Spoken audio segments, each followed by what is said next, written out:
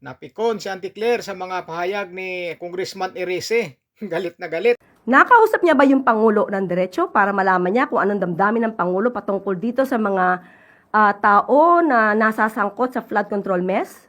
Kasi kung hindi niya nakausap ang Pangulo at hindi niya alam ang damdamin ng Pangulo, huwag siyang magsalita.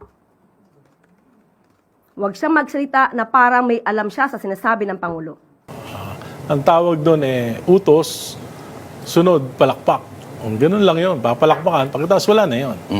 Kasi I don't think that the President can afford to jail former Speaker Martin Romualdez. I don't think that the President can afford to jail former Speaker Romualdez. Dahil laglagan na yan. Laglagan na yan. Nakausap niya ba yung Pangulo ng diretso para malaman niya kung anong damdamin ng Pangulo patungkol dito sa mga tao na nasasangkot sa flood control mess? Kasi kung hindi niya nakausap ang Pangulo at hindi niya alam ang damdamin ng Pangulo, huwag siyang magsalita. Huwag siyang magsalita na parang may alam siya sa sinasabi ng Pangulo. Wala siyang karapatang maging spokesperson ng Pangulo.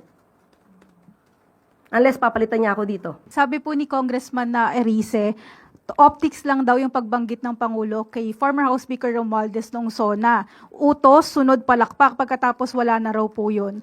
Ang sabi pa niya, the President cannot afford to jail former Speaker Romualdez kasi hindi daw po mangyayaring insertions for 3 years without the cooperation of the whole government. Your comment po, and kung meron po bang update ang sa palasyo ang ombudsman doon sa sinabi ng Pangulo na will be done soon na yung filing ng multiple cases against Romualdez? Okay, unang-una, yan ba ang talagang kanyang mga sinabi? Kasi nahulog yung laptop kanina. Baka naguluhan. Kasi gulong-gulo yung isip dyan ni Congressman Erice. Parang hindi siya tumutugma sa katotohanan. Sure? Okay naman yung laptop? Okay, sige. Well, anyway, nagtataka nga ako kung bakit pa na ini-interview itong si Congressman Erice. Dahil ang kanyang mga sinasabi ay laging may parang, I think, I don't think. Lahat ay puro sa galing lang sa kanyang isipan pero walang basihan. Walang facts. Puro theory. Alam niyo po, sa gobyerno, hindi tayo dapat nabubuhay lagi sa theory. Hindi tayo dapat lagi nabubuhay sa paninira. Nakita ko nga po ang, kumbaga yung script ng kanyang pinakahuling interview. Bago dyan, meron siyang binanggit patungkol dito na hindi lang flood control projects ang problema, kundi pati yung pagkolekta ng basura. Ang sabi niya dito ay meron siyang alam tungkol sa mga local government na ang tawag ay collect all. Kung saan pinaparatangan niya yung mga opisyal ng local government ay corrupt.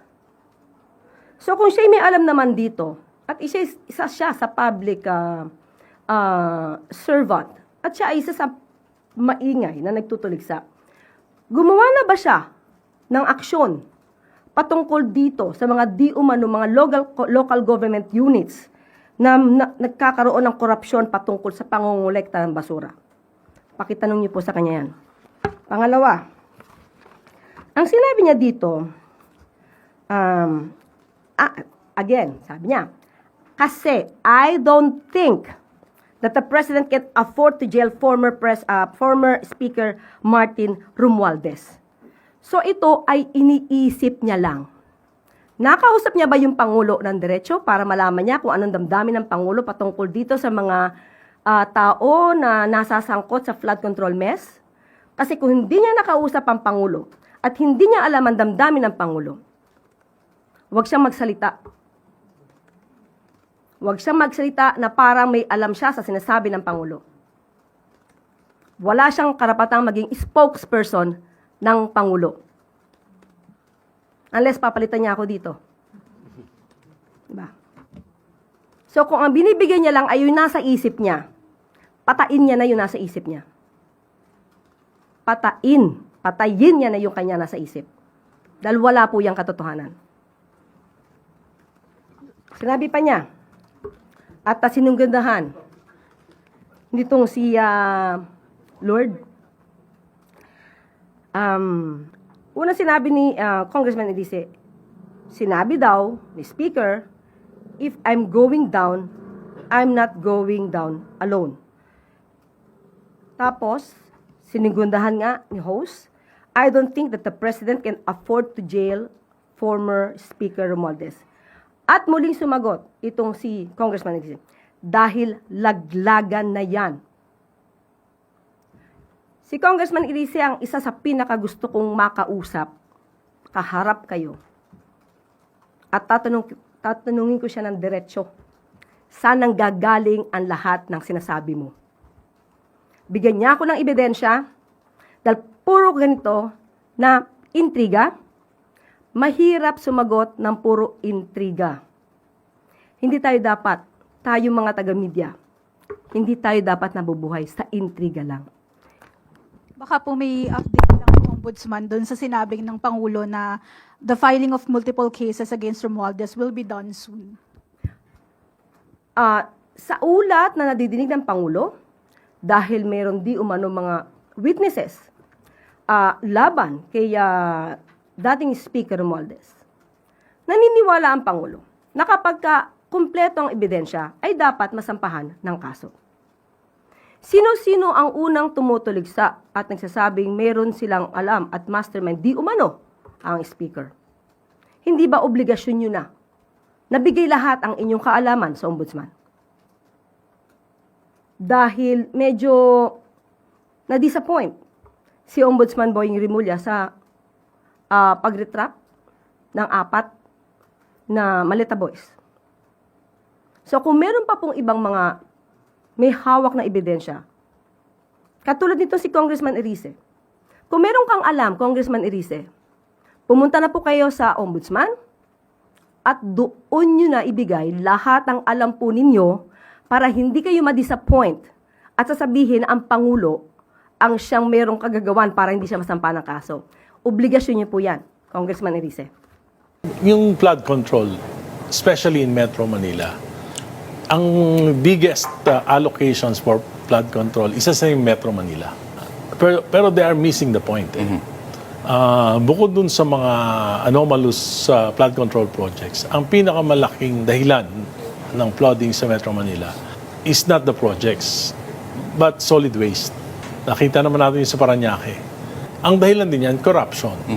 Kasi sa Metro Manila, yung garbage collection ng mga local governments, lahat yan, ang tawag nila dyan, collect all. Ibig sabihin, lahat ng mga contractors, babayaran ng certain amount. For example, collect all garbage for 10,000 a month.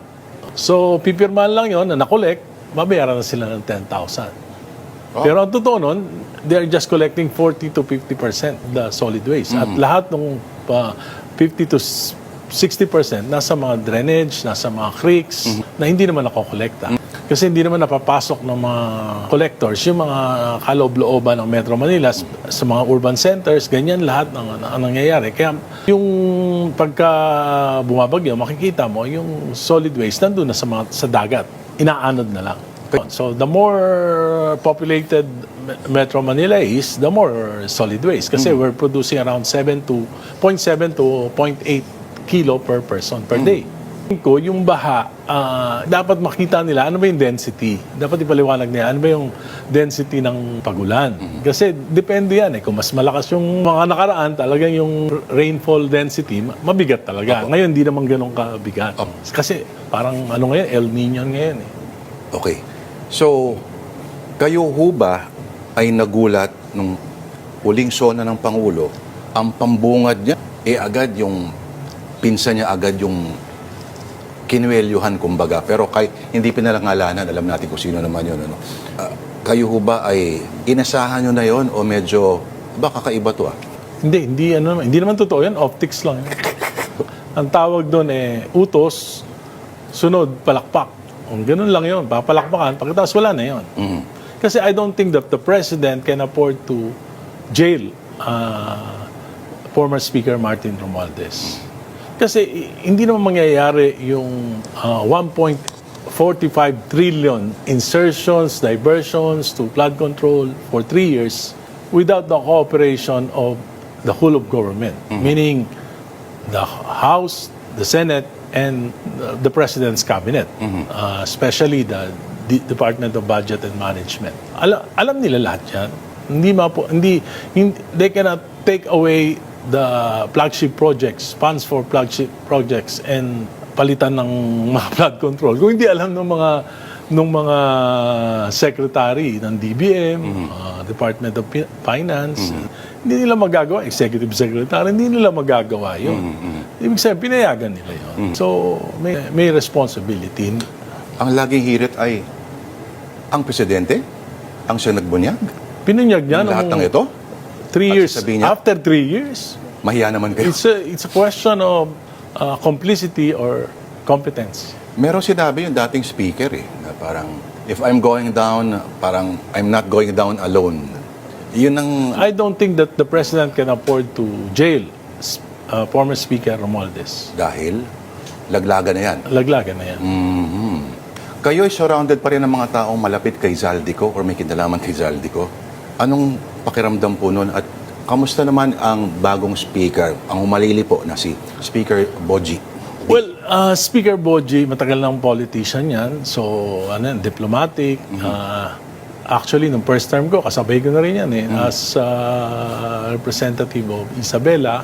So, governor yan. So, okay siya in terms of handling Congress. Pero, siyempre, ang daming power block talaga dyan. Andyan pa rin yung influence ni Speaker Romualdez. Andyan pa rin Talaga ramdam pa rin sila. Ramdam pa rin at andyan pa rin ang majority leader, yung anak ng Pangulo. Pero, kung may sway, halimbawa, yung block ng Pangulo at yung sa anak, bakit yung sa supposed priority bills ay dalawa lang daw yung napirmahan? So, out of 51 to 52 ng priority bills, supposedly. Well, kasi marami naman mga sinasabi na priority legislation na hindi naman talaga sincere. For example, the anti-political dynasty bill, di ba? Pinasa nila, yung fake, Wala sa puso. actually, Wala sa puso. tapos yung kadena bill ni Senator Bam, di naman naipasa. Yung creation ng Independent People's Commission to investigate infrastructure and flood control, hindi rin ipinasa. So yung mga legislative priority ng Pangulo, hindi naman talaga naipapasa. Sino-sino nga ho ba talaga para sa inyo, Kong Egay, yung mga malalaking isda sa flood control scandal? Kasi sinasabi ng iba na may mga nakasuhan na, pero Diyos ko, yung iba nagsa-state witness na, Kong Egay. Sino po sa inyo, para sa inyo, ang mga ito dapat yung nananagot? Kasi ang nangyari niya, simple lang. In the 19th Congress, very powerful si Speaker Romualdez. So, with the cooperation of the Senate, pinapalitan nila yung President's budget. Yung President's budget is actually a product of all a year-long preparation of several departments of government. Ngayon, pinapalitan nila yun. Tapos nilalagay nila doon, karamihan, mga proyekto na malalaki yung kickback. Yung rock netting, yung mga studs sa kalsada. Tapos yan nga, nauso na yung flood control. I would be fair na this started during the time of President Duterte. Pero small scale. Hindi na papakialaman yung mga proyekto na talagang priority. Like for example, yung Metro Subway, na dati napopondohan yun. Yung Clark to Calamba, PNR, Elevated Railway, napopondahan yun. Pero during the 19th Congress, sa dami ng mga ginawang insertion, pati yun pinalitan. So, billion. First time in the history. For example, in Leyte, the district of Speaker Martin, in 3 years, 42 billion. Wow. In the district of Majority Leader Sandro Marcos, 30 billion. Ganon, kalaki. Halimbawa, sa district ko, ngayon 2026, 400 million. Hindi pa na-release. Hindi pa na-release Because I'm a Pasaway critic. ka raw kasi. I'm the critic. So, ganun ang ibig sabihin, hindi equitable yung distribution. Ibig sabihin, ang kanilang ang distribution nila kung sino yung mga sumusunod, yung yes man, pangalawa, yung papayag na magkakaroon ng mga anomalous projects doon sa lugar nila. Kuhang-kuha talaga ni Congressman Erice yung piko ni ni Auntie Claire. Galit na galit si Auntie Claire. Kuhang-kuha talaga yung pikon, ganun lang pala pikunin nito. Talagang inis na inis ni Auntie Claire sa mga sinasabi ni ni Congressman Erice. Kuha yung pikon ni Auntie Claire. Galit na galit Galit na galit. Totoo naman na hindi nila napakulong si Romualdez Hindi nangyari yung sinasabi ni Pangulong Bongbong Marcos na patong-patong na kaso laban sa dating Speaker Romualdez. Hindi nagkatotoo kaya wala Kaya binanata ni Congressman Erice at ito, kuha, piko na pikon si Auntie Claire. Ayaw tumanggap ng katotohanan ni Auntie Claire na talaga namang hindi napakulong si Martin Romualdez Sinabi lang nung suna pero wala naman pala, walang nangyari hanggang ngayon.